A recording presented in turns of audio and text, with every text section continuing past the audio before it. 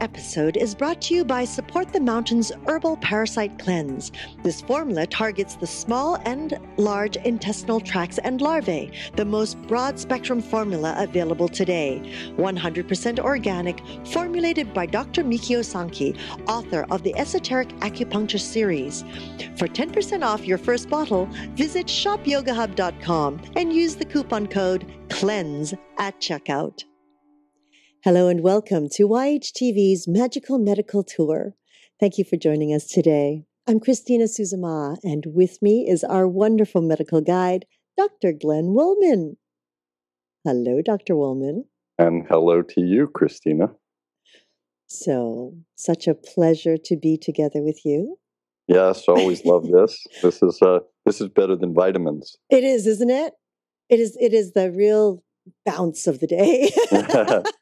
That's true. I'm going to be bouncing today. You know that. You know, this is one of my favorite subjects. Yes, and it's one of my favorites too, because I know the least about it. Or I know things about it, but I understand the least. So that's why our special guest today, Dana Ullman, who is a homeopath, will be speaking with us. But before that, greetings, everybody. And welcome to Magical Medical Tour. I'm Dr. Glenn Ullman. I will be your medical guide today, along with Christina, as we travel through another quadrant of the healthcare galaxy in search of optimal health. I love searching for optimal health. It's amazing, you know. Well, you see, I never got to become the doctor, so I get to become the forever student in this world of optimal health. Well, it actually is more like a world of non-optimal health. That's what's so fascinating about it. So many people are not optimally healthy, and there are so many opportunities to become much more healthy. And maybe today, with our special guest, we will learn some other ways to become optimally healthy. Exciting. If anybody wants to get in touch with us, how do they do that? Well, at any time during the show, you can feel free to ask a question or make a comment simply by scrolling down on your screen and typing it into the comment box. Or you can give us a call, just in case you're listening to this on your iPod or any device. Give us a call at 818-LETS-TALK. 818-LETS-TALK. Thank you, Glenn. You're welcome. And also as a reminder, in case you're listening at a podcast after the show, you can still get in touch with us. We will respond to your questions and calls at any time. Today, we're going to be speaking with our special guest, Dana Ullman. He's one of America's leading advocates for homeopathy and a real authority in the field. He's authored a number of books, including Everybody's Guide to Homeopathic Medicine, which he wrote with Stephen Cummings, MD. And we're going to be talking about that later. He also is a lecturer, and he writes a very popular column for the Huffington Post on homeopathy. So I would like to introduce all of our viewers to Dana Ullman. Greetings, Dana. Greetings. Hello out there in virtual and non-virtual land. Hello, Dana. Thank you so much for joining us and honoring our community today. My honor, my pleasure. Dana, is there a special homeopathic greeting that we should know? Wow. Homeo, wherefore art thou? Good one.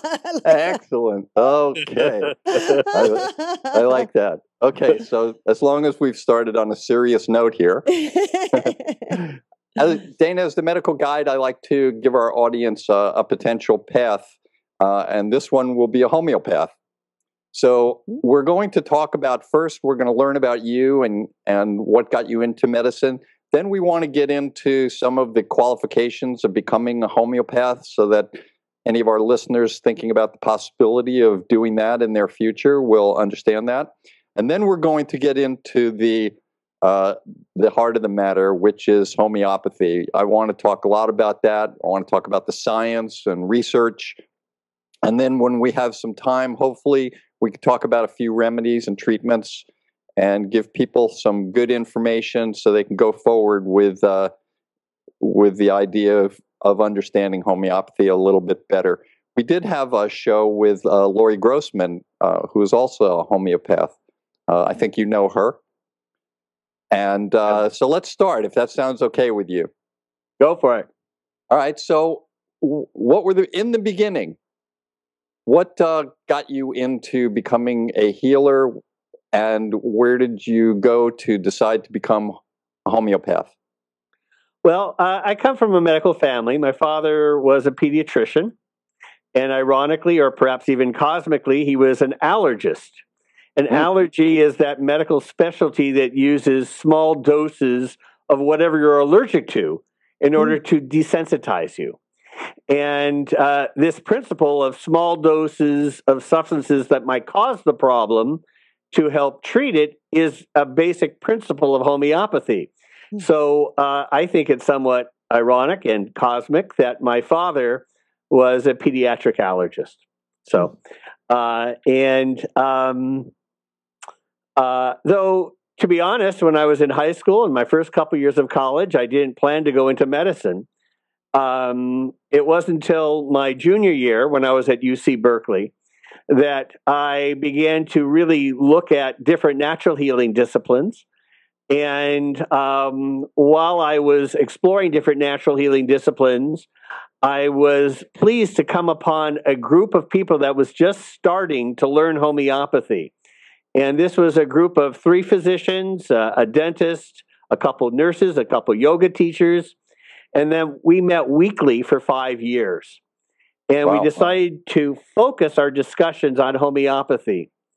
Though I specifically had an interest in the broad field of natural healing, in this particular group, we wanted to really focus our attention and learning on homeopathy. So that's what we did. And now many of those original group of people are still around doing homeopathy, are some of the world leaders in our movement, right here out of the Bay Area in San Francisco, where I'm in Berkeley, but the Bay Area in general. Very nice. Wow. When you decided to become a homeopath, what kind of training did you go through? What's necessary to become a homeopath? And then maybe you can even add, how does one become an authority on homeopathy? Well, in the early 1970s, this was at sort of the lowest point in homeopathy's lifetime in America. Because in 1900, there were 22 homeopathic medical schools, like Boston University, University of Ohio State, University of Minnesota, University of Iowa, right? How about that for middle America? Hahnemann Medical College in Philadelphia, named after the very founder of homeopathy.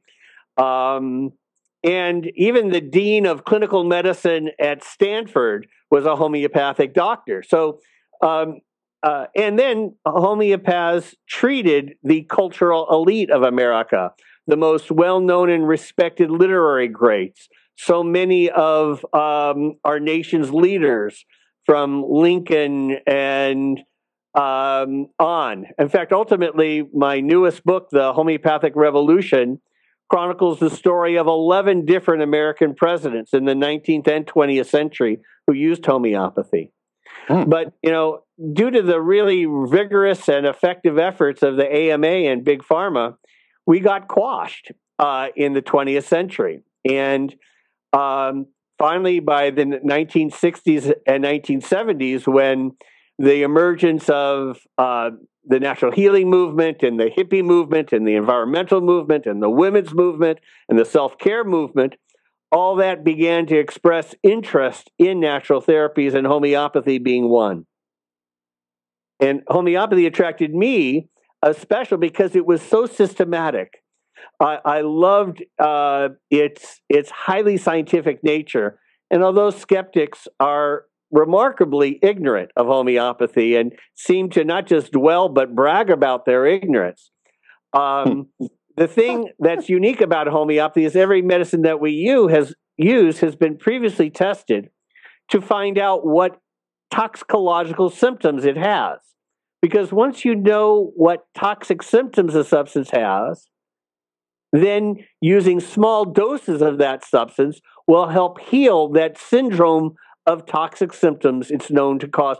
Because the toxic symptoms are simply letting you know that that substance has an affinity to the body in creating that particular headache, that particular skin rash, that particular hallucination or irritability or that particular thirst or hunger or whatever. And so in homeopathy, we don't treat diseases per se. We treat syndromes of which the disease is a part. Because your migraine and my migraine are going to be different. Yours might be in the front part of the head. Mine might be behind the eyes. Yours might feel awful by moving. Mine might feel bad lying down. Yours might feel better with a cold application. Mine might feel better with a warm application. But we both have a headache. So conventional medicine, we might be given the same drug. That is so sloppy science that, I'm embarrassed that conventional medicine calls itself scientific. And then on average, every man, woman, and child in America on average is prescribed 12 prescription drugs a year. And there's so little information about what drugs are known to interact with other drugs. And so, and because every drug has been tested alone, you have no idea once a person's on a statin how they're going to react to an antidepressant or what they're going to act to a painkiller or this or that or what happens. So this is really what I call sloppy science. And it's no wonder that so many people are seeking alternatives, especially safer alternatives. Well, Dana, you obviously have Christina excited about all of the information you've given, and we're going to be probably picking apart all of those things and finding out the real details. I do want to find out the qualifications to become a homeopath. Well, in America, it's different, but in every country, it's different. Throughout the world, or throughout Europe, most homeopaths are medical doctors who then go on to specialize in homeopathy. But throughout the world, too, there are what we call professional homeopaths who may be any assortment of disciplines. They might be not in healthcare at all, but that go to usually one of or more of the 3 or 4 or 5 year homeopathic medical schools. Or we won't even call them medical schools, we call them homeopathic schools. And in America, they have this profession called professional homeopath. And to this, you have to go to one of these different, usually 3-year schools, and then you take certain written exams in homeopathy, certain written exams in basic science, and then you also give a series of cases that have to be at least a year or longer that show your evolution of treatment of a patient. And then these separate certifying agencies that are separate from the schools, because you don't want to tie a school to a certifying agency, just as medical schools give you a medical degree, but you don't get a license unless you pass a certain exam and then complete a clinical training program. In homeopathy, there is a separate certifying agency. But ultimately, in select states like Minnesota and California, there are unique laws that allow what we call freedom of choice. And this freedom of choice allows anyone to engage in homeopathic practice. However, who's going to go to just any old person that says that he or she does homeopathy? Of course, there can and will be always those people. And ultimately, to be honest, I won't say that that's necessarily a bad choice, because going to a board-certified medical doctor is not any particular degree of confidence that you're going to get safe or effective treatment. I think you're bound to get safer treatment going to anyone else. Now, mind you, I believe that we all should have a health and medical care team with us. And we are the manager of that team, and we decide what player to put in, what to put at bat. Do we want acupuncture at bat right now? Do we want, a medical doctor at bat? Do we want aspirin at bat? Do we want homeopathic arnica at bat? So, all those things are, we are the manager of our own healthcare team. And one of the books I wrote, the first book I wrote with Dr. Stephen Cummings, Everybody's Guide to Homeopathic Medicines, is actually the most popular homeopathic guidebook in America. It has been since it was published back in 1984. And besides teaching people how to use a homeopathic medicine kit to treat a variety of acute healthcare problems, it doesn't teach you how to treat chronic or serious problems. But the book, Everybody's Guide to Homeopathic Medicine, also teaches you at what point are your symptoms serious enough to warrant medical attention. And we gauge it out by either you need to go to an ER now, and other things, you need to get something just checked out by your doctor sometime soon. I think as a medical guide, I tend to believe all those things that you're saying. We should always have a group of people, and that's why when I work with my clients and patients, under some circumstances, this healer is better than another healer, and this medication might be better. So I really agree with that. Would you just give us a definition, a simple definition of homeopathy, and differentiate it from what we also hear about naturopathy? Okay. Before I get to that definition, I want to first make certain that people all know an underlying assumption behind homeopathy, and in fact, the underlying assumption behind all of natural medicine, which is different than the conventional medical model. And that is this. In the natural and homeopathic model of healing, there is such a respect for the human body and for that doctor inside us that we assume that whatever symptoms we have aren't the result of breakdown of the body, but they're the effort of our body to try and defend itself and to try and heal. Now, that doesn't mean that symptom, that fever, that headache, that high blood pressure will necessarily heal us, but that it is an effort of our body-mind to try and defend itself and to try and heal. For those of us that believe in evolution, this is how evolution works, through the adaptation of our body to create symptoms based on infection, based on exposure, and based on stress. And so, instead of assuming that the fever is something bad, and then using a drug to lower the fever, what that does is fever is a well-known physiological effort of the organism to fight infection. And during that fevered state, the body then naturally secretes interferon, which is an antiviral chemical. It increases our white blood cell numbers and increases their mobility and motility. And if we take aspirin or some fever-reducing agent, you lower the fever, but then you disable the body's own self-healing processes. And so it's like fighting an infection with two hands tied behind our back. So with this, and then you have to understand that the very word symptom comes from the word which means sign or signal. And our symptoms aren't the disease. Our symptoms are signs and signals. It's like driving in your car and your oil light coming on, and the way your doctor would treat it would be to unscrew the lamp, to turn off that signal.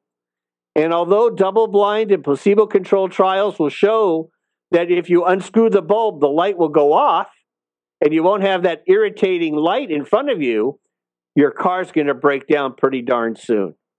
And so what we do in homeopathy that's very different is we look for a substance in nature, from the plant, mineral, or animal kingdom, that has been shown to cause the very similar syndrome of symptoms that we as a sick person are having. And then, just like a vaccine, giving a very small dose of a substance that might cause the problem, it augments the body's own immune and defense system. And that's what the ideal in natural and healing in general is to not do something to or for the body, but to stimulate the body to do it itself.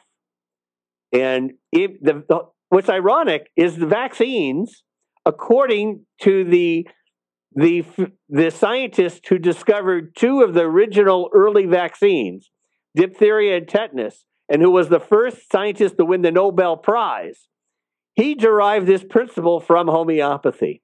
He didn't say that until he won the Nobel Prize, and he felt then allowed to rise above the antagonism that homeopathy had experienced and acknowledge and giving credit where credit is due to homeopathy. Wow. I still want a definition. Okay, so homeopathy is a type of natural medicine that uses small and very specially prepared doses of medicines from the plant, mineral, or animal kingdom, specifically individualized to the person, not just to the disease, based on the totality of symptoms that person has, and that medicine that is chosen is for its ability to cause, if given an overdose, the same symptoms that the sick person is having. Now, to differentiate that from naturopathic medicine, naturopathic medicine uses homeopathy, but it also uses herbal medicine and acupuncture and physical therapy. And so it uses a variety of different disciplines. So naturopathic medicine is this broad field of natural healing. Homeopathy is one of its techniques, one of its more popular techniques, but one of its techniques.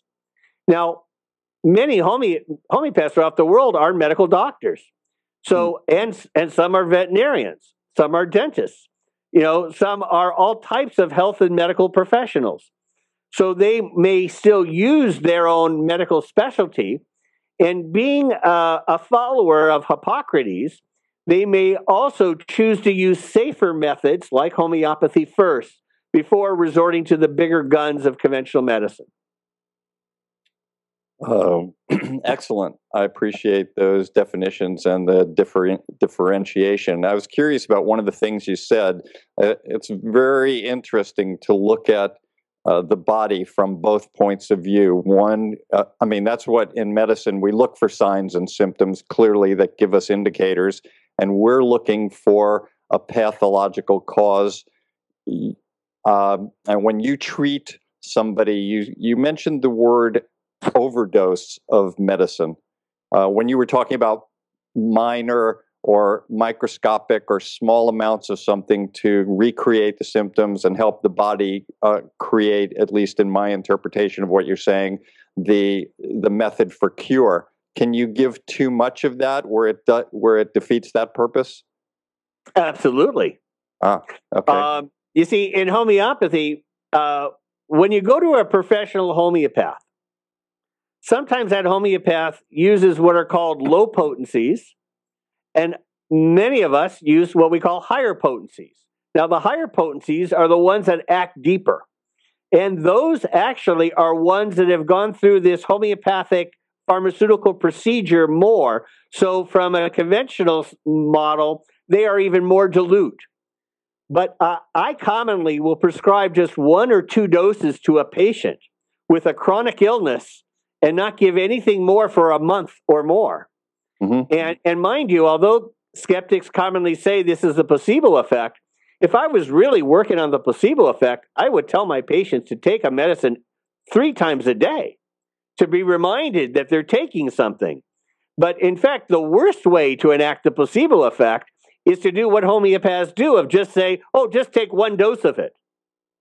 Because that's a mind blower even to us homeopaths, that when we see the results that we commonly get, and I see a medical miracle every day, someone calls me up and says, that complaint that I had is 50% gone, and I've had it for 20 years, and I've tried everything. Now, mind you, you'd say, well, they were desperate. Yeah, but they were desperate on the 19th therapy and the 18th therapy and the 17th therapy and the 16th therapy. I just happen to be the 20th. So the doses that we use, if you will, we sometimes think of as energy medicines, but there are newer explanations for what's going on. And if you're interested in a fascinating explanation, and quite compelling one, I need about a minute or 2 of your time. We have a minute or 2. Go for it. Okay. Now, homeopathic manufacturers make our medicines using a double distilled water, which is considered pharmaceutical grade. And we always they make the medicines in glass because they thought that glass was inert.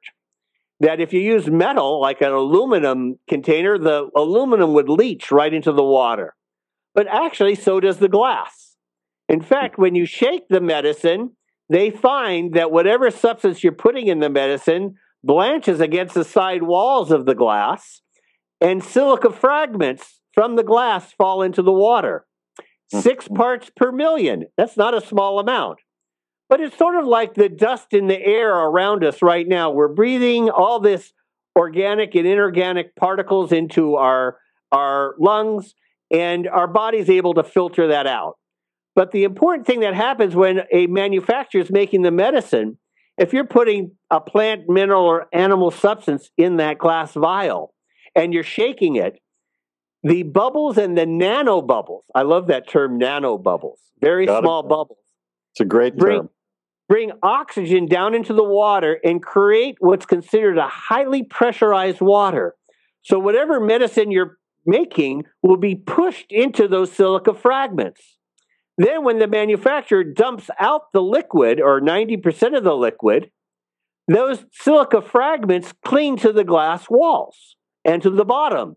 You add in more water, you shake it more, and more glass or silica falls into the glass water, into the water, and whatever substance you're making into it will be pushed into those fragments.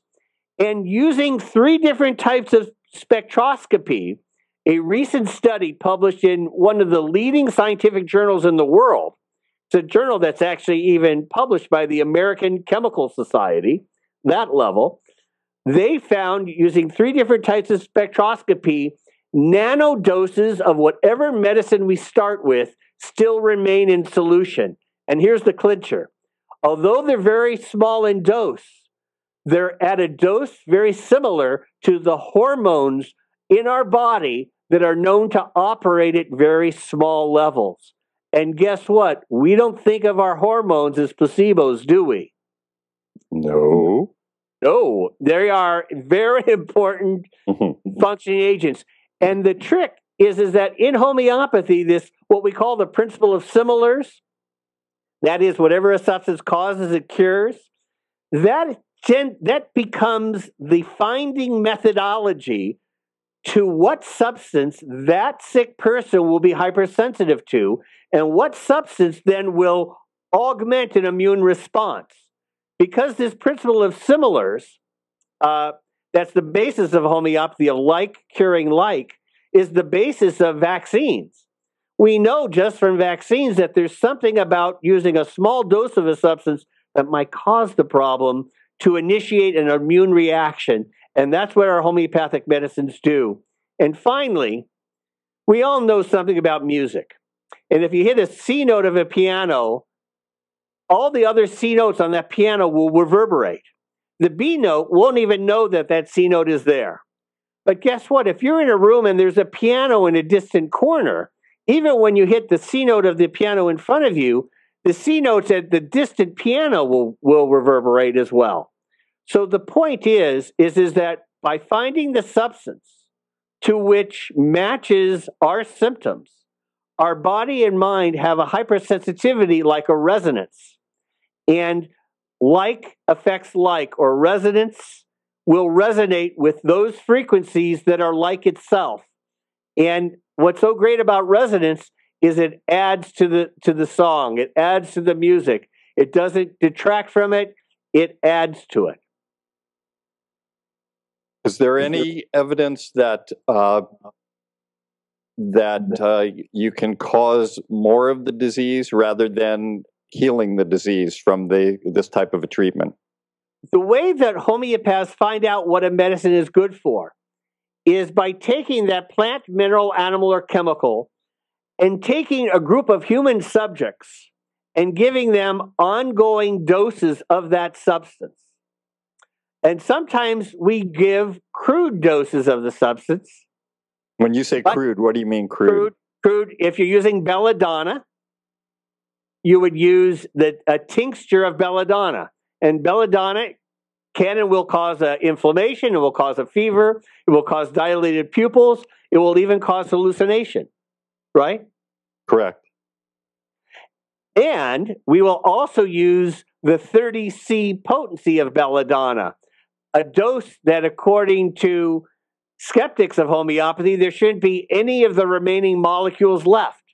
But instead of giving it in a couple doses a day for a couple of days when the person's sick, what homeopaths will do as an experiment to find out what belladonna causes is tell the person to take it 2 or 3 times a day for several weeks. Now, that will only work if the person isn't sick at the time.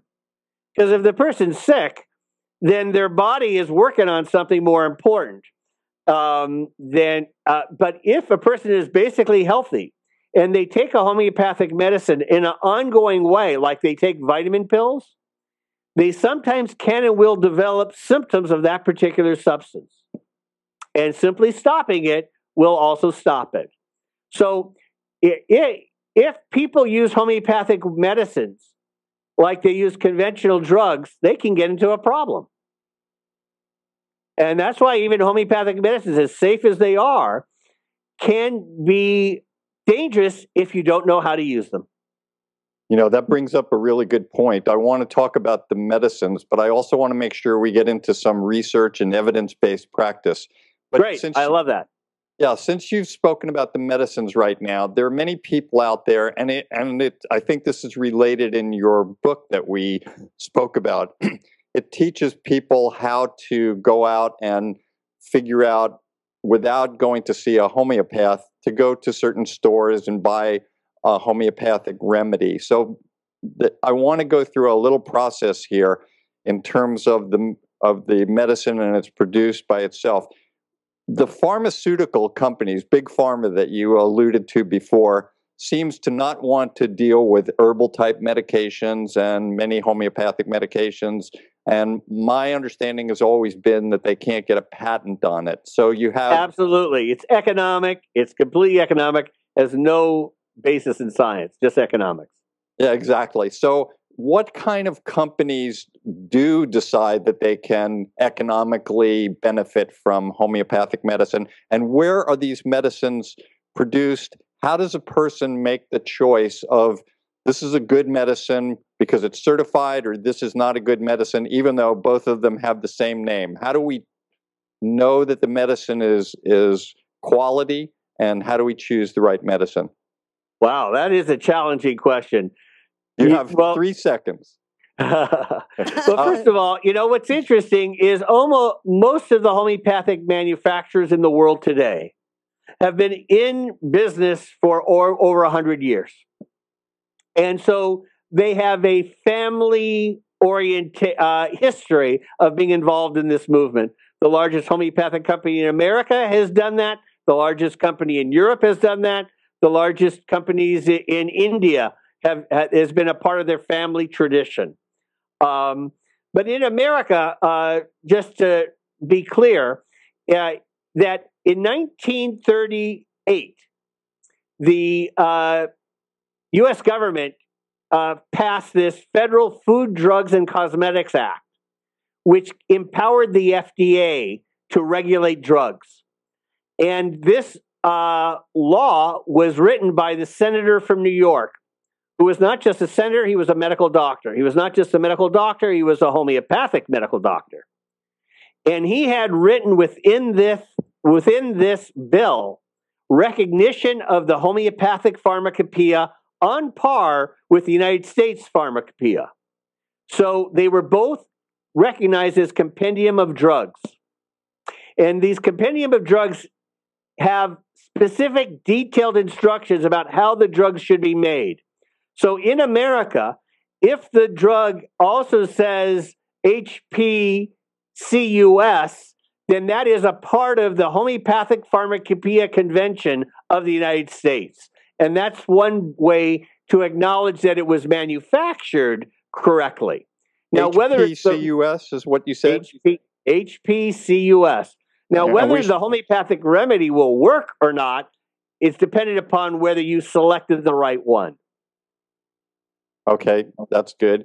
So then in your book also, you tell people how to choose based on their symptoms. Is that how that works?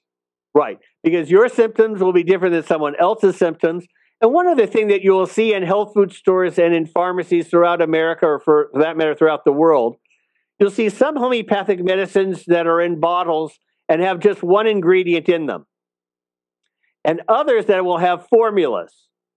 And the method of using formulas are what I call a user-friendly homeopathy. They are not a part of what's the original, or what we call classical homeopathy. And generally, when you go to a professional homeopath uses classical homeopathy to find the one remedy that will benefit both your headache, your arthritis, your depression, and your insomnia. Whereas when you go to a health food store or a pharmacy, you will have to look for a remedy for a headache, you'll have to look for a remedy for arthritis, you'll have to look for a remedy for insomnia. Right. And so we professional homeopaths try to get deeper and underneath the person's acute symptoms to treat the underlying constitution underneath it. Because from a homeopathic point of view, we see that all of our acute and even chronic symptoms result from a body-mind constitutional state. And so homeopaths give often just one or a couple doses per month, mind you. So it's not what one remedy cures a person of everything. You have to release the layers of the onion of diseases that we have. And once you unravel that top layer of disease, then there's another layer that usually isn't as severe, but still a part of our own genetic history. And homeopaths learn to treat this. And just to emphasize, just to let people know too, is research on homeopathy showing results have been published in many of the best journals in the world. I'm talking about the Lancet, the British Medical Journal, the Journal Pediatrics, the Journal Chest, which is the leading journal of for respiratory medicine, the Journal Cancer, the Journal Pediatric Infectious Diseases, all these pharmacology journals. And, there are hundreds of studies showing efficacy of homeopathy. And I will admit, there also are studies that show that it doesn't work. But usually there's some problem with that particular study, because many of those studies that show that it didn't work gave one medicine to everybody with the same disease. And although that can happen sometimes, most of the time it simply doesn't work.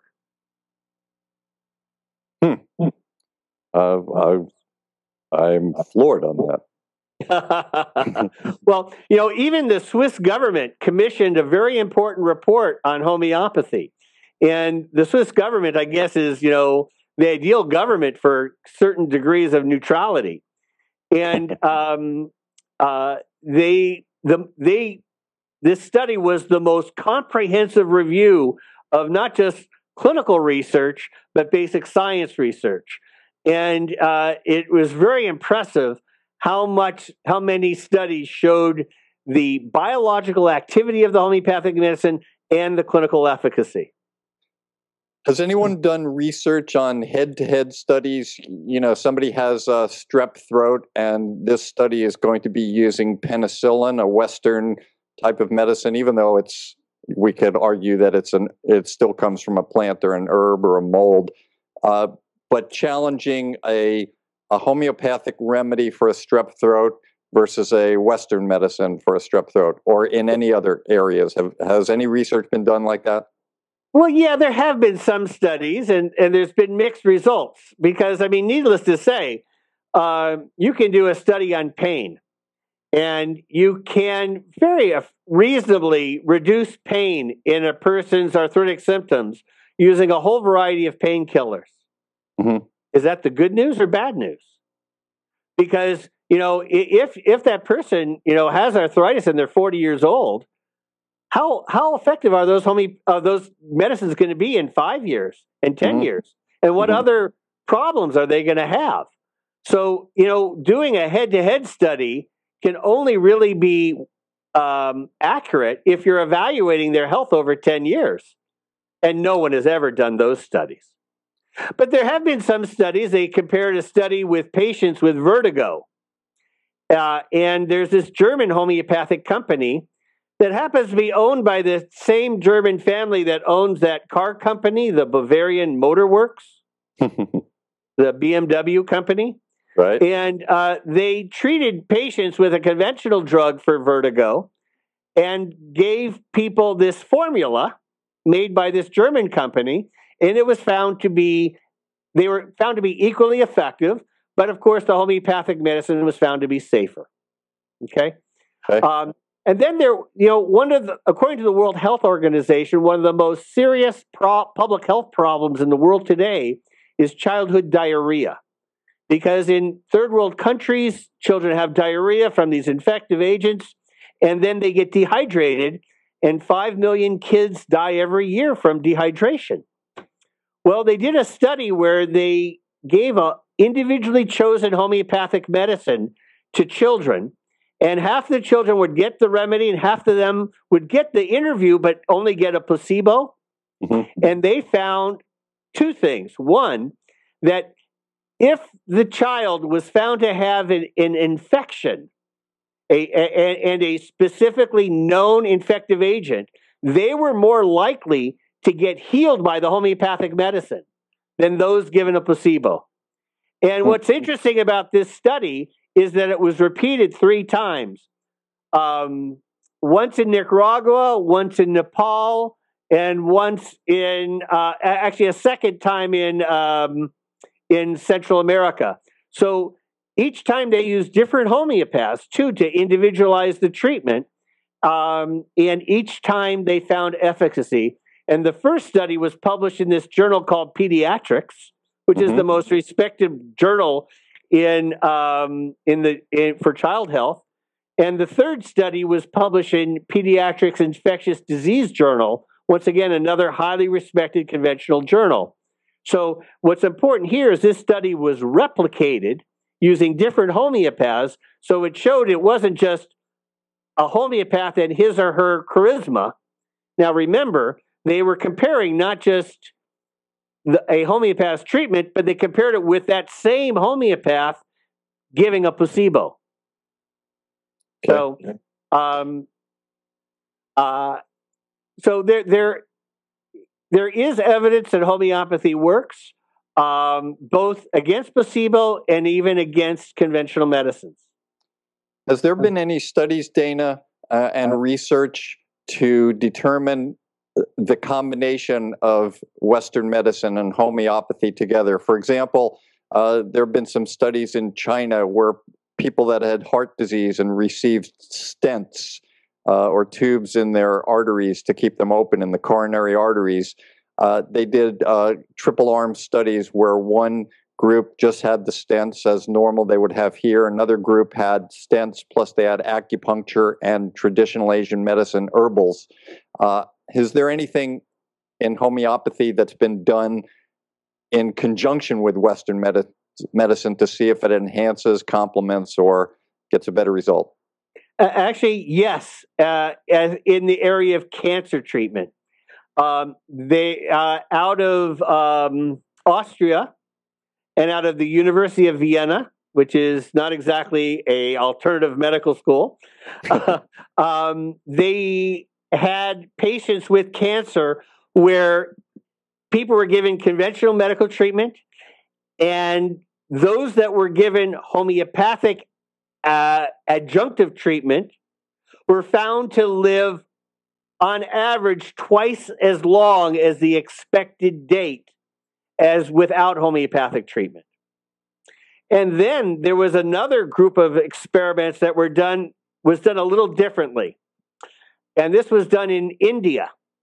And this is with people in 3rd and 4th stages of some of the most serious types of cancer.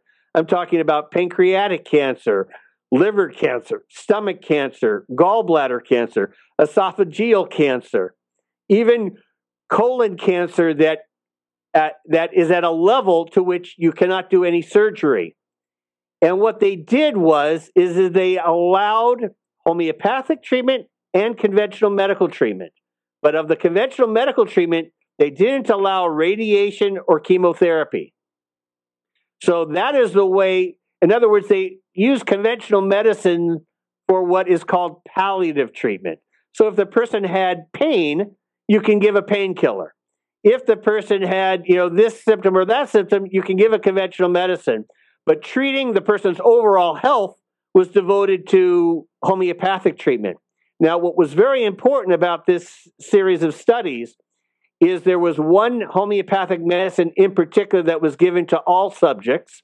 And then in addition to that one medicine, it was individually chosen remedies. And it's an unusual homeopathic medicine called Sorinum. It's very unusual spelling. It's Psorinum. And now, mind you, in homeopathy, we use plants, minerals, animals, chemicals, snake venom, spider poisons. And this is one of those unusual substances because we use bacteria in small dose. We use viruses in small dose. But this is taken from the pus of a scabies sore. Nice. Which means in that pus is a lot of what are called inflammatory cytokines, inflammatory agents. And in homeopathy, or in these studies, they use what's called a low potency. So it wasn't highly diluted. And you're getting these pro-inflammatory chemicals, and it helps the body to inflame. And I'll give you an example.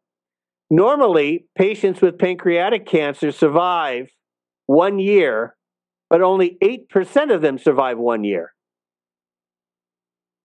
In this study, 77% of the patients survived 1 year. And what is really amazing is 39% were alive 5 years later. Now, skeptics respond to this by saying, well, this wasn't a double-blind or placebo-controlled trial.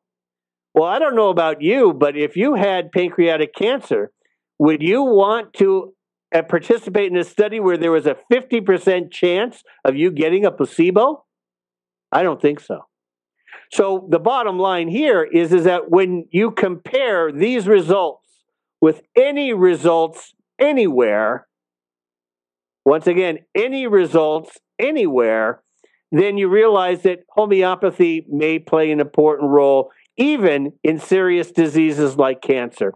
Now, I want to emphasize that the care that I provide to patients all over the world by Skype and by telephone, I call adjunctive homeopathic care, because this is in addition to whatever else the person's doing. And most people are doing a whole variety of natural treatments and a whole variety of conventional ones. And I don't tell them to stop doing their conventional treatments. This is simply an add-on to their care. And there's good reason that the one doctor in San Francisco, for instance, has referred about 50 patients to me because he's seeing results with his patients. And doctors that take this subject seriously and don't have a position of what should work or could work, but actually see results as to what does work, here's where homeopathy shines. And this is why homeopathy has persisted for 200 years. And finally, I want to say that every survey that has ever been conducted on who uses homeopathy has confirmed that the more educated a patient is, the more likely they are to use homeopathy. So you do the math. Educated people using homeopathy, it makes sense that they would and do and benefit from it. As a medical guide, I work with a lot of cancer patients, and I've found in my own work that the people and the centers that will do chemotherapy, but at the same time be giving other, usually it's homeopathic medications, that they seem to do a lot better, both in the area of less side effects or toxicities, and also, as you said, in some of the healings. One of the things that I want to ask you is that, you talked about India, and India has practices of Ayurvedic medicine, and we interviewed some doctors and astrologers from Nepal, and they have their versions of medicine. How does someone decide on a homeopathic remedy versus an Ayurvedic remedy versus a traditional Asian medicine remedy when we're talking about alternatives? How do you make that decision, or do you? Well, I don't make that decision. Every patient makes that decision based on his or her own everything. And sometimes it's just a friend saying to another friend, hey, listen, I went to this homeopath, it's something you should try. Or, and then of course people say, well, that I don't have a homeopath in my area. Well, that's not a good excuse anymore, because you can use Skype, you can use the telephone, because unlike acupuncture or chiropractic, where the acupuncturist needs to needle you right there, a homeopath can arrange to send you a medicine anywhere in the world. Mm-hmm. So that barrier is now broken, and that's really one of the great things about this modern future. The future is here. Okay, so I'm a medical guide, and I'm a Western MD. How does a medical guide or a Western MD make a decision after treating a patient to send someone to a homeopath, and vice versa? How does a homeopath at some point decide to send someone to an MD? Well, a physician decides to refer to a homeopath, especially in chronic ailments or complex ailments, or when the person's having really unusual symptoms, because actually homeopathy is easier to practice when a person has unusual symptoms. So that's one thing. Secondly, I guess, if you feel that the person has been exposed to a known chemical, that also makes it easier, because a homeopath might use that substance in homeopathic dose, or a substance like it in homeopathic dose, to initiate the healing process. As for when a homeopath will refer to a doctor, first of all, most people that we see have gone to many doctors, but I have no problem in referring people to physician colleagues. And although I never tell a person to stop or reduce any conventional drug, I am disappointed that so few doctors educate their patients about the drugs they're taking. And so I sometimes encourage the person to do Google searches, and I show them how many of the symptoms they're having are the direct side effect of the drug that they're taking. And, I've heard many doctors say, the best thing that I do for my patients is reduce the number of medicines that they're on. So, I don't do that, but I encourage patients to look for physicians that want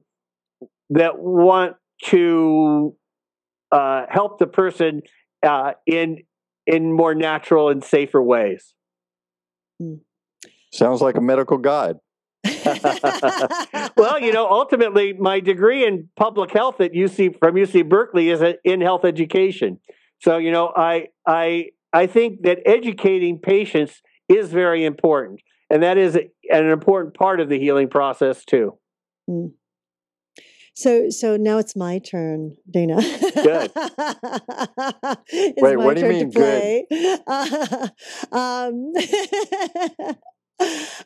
Now I'm very curious, like with the homeopathic medicine, and the mix with the conventional medicine. Like, for example, individuals who have been on medication for anxiety or depression. I mean, how have your results been working with individuals like that? Because it seems like everybody's on some type of antidepressant these days. That is its own challenge. And part of our problem is many of these people come to us and they're on these medicines. So when I interview them and ask them their symptoms are different because they're disguised. Uh-huh. You can imagine, if a person has certain pain syndromes, but if they're on strong painkillers and you ask them their symptoms, yes, their symptoms are mild and not. And so I have to ask them, well, what would it be like if you weren't on that medicine? And then they begin telling me about what their symptoms were like initially. And so you have to work that way. Mm. And then you have to get some beginning benefits So then they talk to their doctor and begin to reduce the dose, and then some of their symptoms begin to come out. And you say, listen, rather than increasing the dose again, let's begin to treat this homeopathically. Because, like I said, there's a big difference in what side effects a drug has if you've been taking it for 6 weeks as compared to 6 years. Mm-hmm. And so in homeopathy, you can initiate the healing process. But, if you've heard of the Menninger Clinic, right? The Menninger Clinic is one of the most well-known mental health institutions in the world. But what few people know is the very founder of the Menninger Foundation and the Menninger Institute was a homeopathic doctor. And he treated only homeopathically. And then his 2 sons became psychiatrists, and they took it to the complete allopathic model that it's known today. But its origin was in the homeopathic treatment of mental illness. And in the 1900s, there were, not only homeopathic hospitals, but there were what were called homeopathic insane asylums, where the mental health institution was run by homeopathic physicians. And so, in homeopathy, we don't separate mind and body. Every interview of the homeopath interviews the person about what physical symptoms and what psychological symptoms they have. And we look to find a remedy that matches the body and mind of the person. So, just recently I had a patient with Hashimoto's disease, and she also had this co-infection of this, what's called a parvovirus. And she's a devout Christian woman. And when I gave her this medicine, she said, God, this rash on my face disappeared. I have more energy. And she said, I even feel strengthened in my core. And I say, strengthened in your core? Do you use those words much in your daily life? And she says, I've never used those words in my life, but that's all that I feel. I feel like my core is strengthened. And I said, that's what we try and do in homeopathy. And so, she is absolutely amazed at the results, needless to say. And now, mind you, although some Christians call homeopathy a New Age medicine, that book I wrote about famous people using homeopathy includes 7 stories from popes and popes in the 19th and 20th century that used homeopathy. And so I would not call homeopathy New Age anything, because also the Queen of England is not exactly a New Age woo-woo person, and yet her physician wrote the foreword to that book. And the Queen of England and the royal family has been under homeopathic care since the 1830s. And so this is quite the opposite of New Age medicine. I actually worked with a homeopathic healer, a homeopath in England who did treat the Queen. I never realized that homeopathy and Pilates were so close, since they apparently both work on the core. Oh, well, it just different people use that word, that strengthening from the inside, differently. I mean, it was just interesting that this woman chose to use that word. But the bottom line in homeopathy is the medicines do give the person the feeling that they are healing themselves. So they even say, well, I don't know, I took that remedy, I don't think it worked, but I am better. Right. Does a person ever go for a second opinion in homeopathy to another homeopath? Do you ever do that, sending someone to another homeopath? I know that in Western medicine that happens a lot. Someone will go to a certain type of surgeon, and someone will want a second opinion. Yeah, and sometimes they get the same remedy, and sometimes they get a different remedy. But it's not that. What the story is that in homeopathy, we see people as like I said before, an onion. And so some people treat this layer of the onion and someone treats that layer of the onion. I see. But the goal is still the same, is to unravel these different things that weigh us down and that provide stress on our immune and defense system. And we try and unravel the different layers of disease. So let's take a hypothetical situation for a moment. Let's say you're about to go to Burning Man. I am next week. And you decide, do you bring a kit with you of homeopathic remedies for yourself or for others when you're there? That's one of the services that I provide, absolutely. What do you bring? Well, first of all, I bring calendula. Calendula is an topical lotion that's for sunburns. It also, because the sand on the desert is very alkaline, if you get it on your feet very much, it can dry your feet out and crack them. So I bring calendula to keep your feet moisturized, and sometimes your hands moisturized. And then, of course, I bring arnica for different injuries because you're riding a bike all day. And then there's this homeopathic medicine called Nux Vomica, which is an important homeopathic medicine that's good for the liver and that helps reduce some side effects of hangovers. I myself am not much of an alcohol person, but Nux Vomica is a very good remedy for people that drink a lot. But it's also a remedy for people that overindulge in other things too. Sounds like a great name. Yeah. Sounds like a perfect name for a hangover. Nux Vomica. I know it is. If you've ever heard of the doctor who is considered the father of modern medicine, not of medicine, that's Hippocrates, but of modern medicine, was an American doctor that ended up late in his life moving to Oxford University. And his name was Sir William Osler. And Osler's two favorite treatments were hope and Nux Vomica.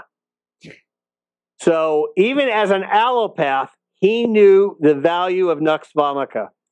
And he wrote a book in the turn of from the 19th to the 20th century that was used by more doctors. And then even until the 20th century, through most of the 20th century, the publisher kept updating it. But, Osler's Principles and Practices of Medicine is a book that's still in print. And it's one of the books that was required of all of us to read in medical school. That's right. Now it's entirely allopathic, so you won't find Nux Vomica in there anymore. But, the bottom line, from the 19th century, it was hard to ignore some of the real benefits that homeopathy got, especially because homeopathy became famous in the 19th century because of our incredible results in treating infectious disease epidemics of that era. Cholera, typhoid, yellow fever, scarlet fever. Here is where these infectious diseases were killing hundreds of thousands of people, and the best results were from homeopathic treatment. And that's why 3 different popes ended up giving the highest honor that a pope can give to a non-clergy person to doctors that practice homeopathy to treat people during epidemics. Interesting. Yes. When you're working with someone, how does someone find the right homeopath? Wow. Okay, how about the wrong homeopath?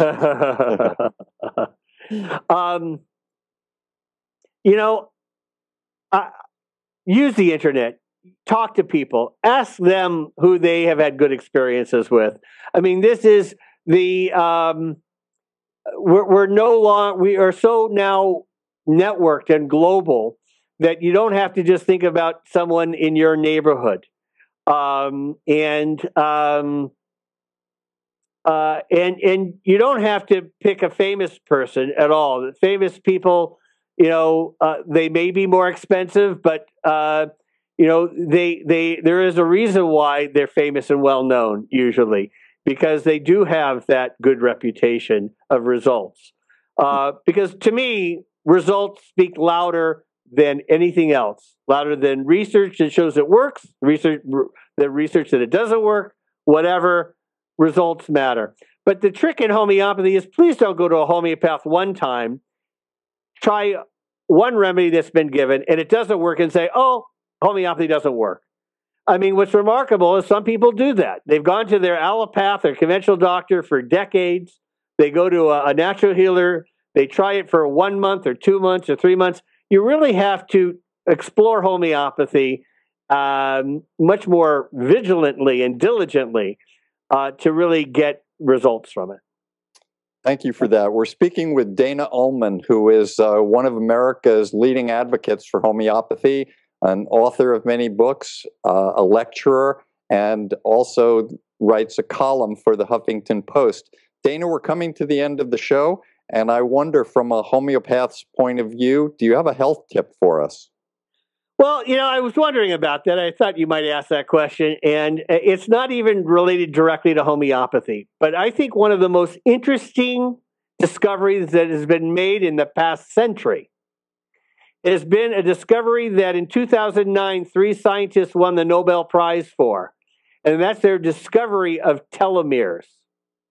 And telomeres are on the very tips of the DNA. And we are born with 10,000 of them. And as we get older, we reduce the number and the length of these telomeres. And yet the telomeres, the longer they are, the more they protect the DNA. And ultimately, there's more and more evidence that certain herbal supplements are known to help them. And I believe sometime soon there'll be research on homeopathy. And that's one of the ways that homeopathic medicines work, through telomeres. But in the meantime, there are certain botanical remedies that have been known to augment the enzyme telomerase to then help build telomeres.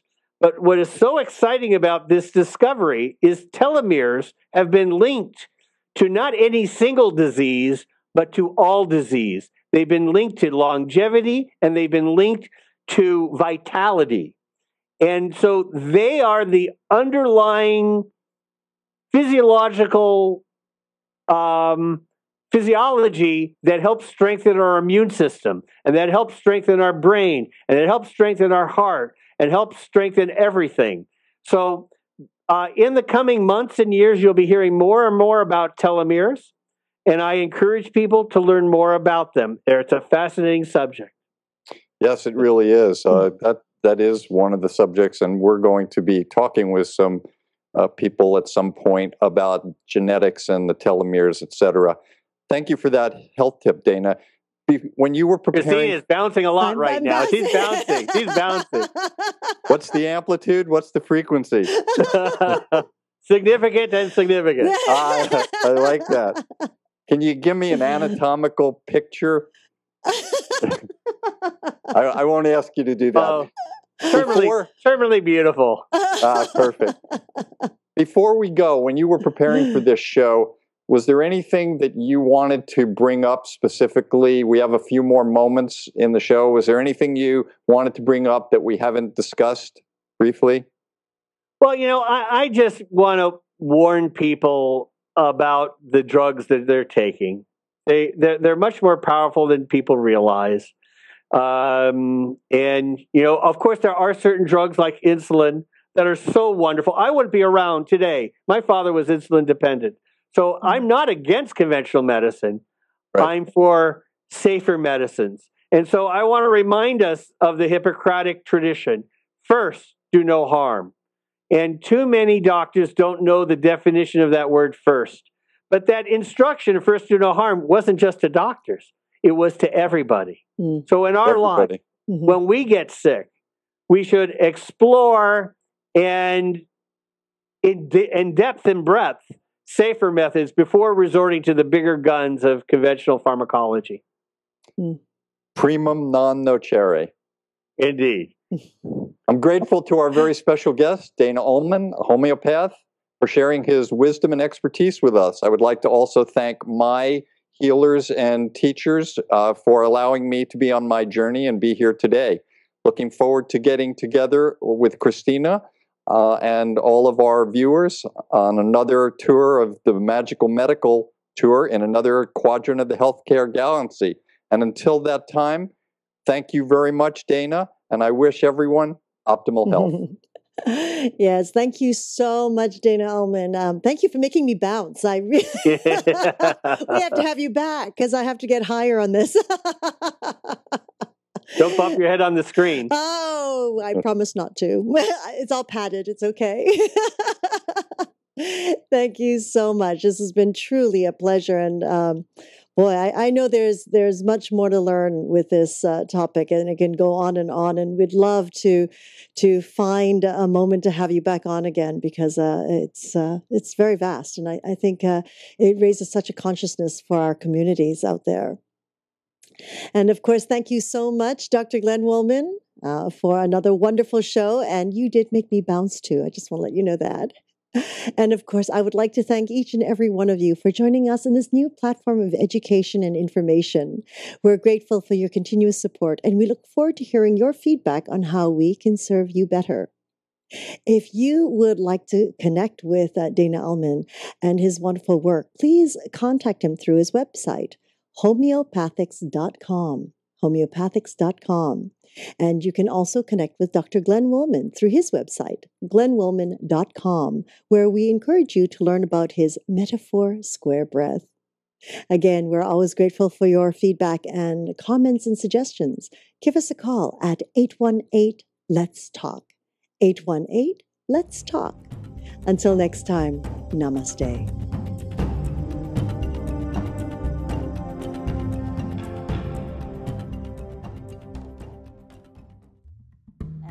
How Tibetan medicine talk about the origin or the cause or the source of human body is, human mind is. Because in school medicine, you say where your body comes from, the zygote, the sperm, the ovum, and all this thing. But when we trace and when we try to look into where your mind comes from, then you're lost. So we tell them clearly. We tell them clearly how Tibetan medicine tells where you are born, how your physical body comes from the previous continent,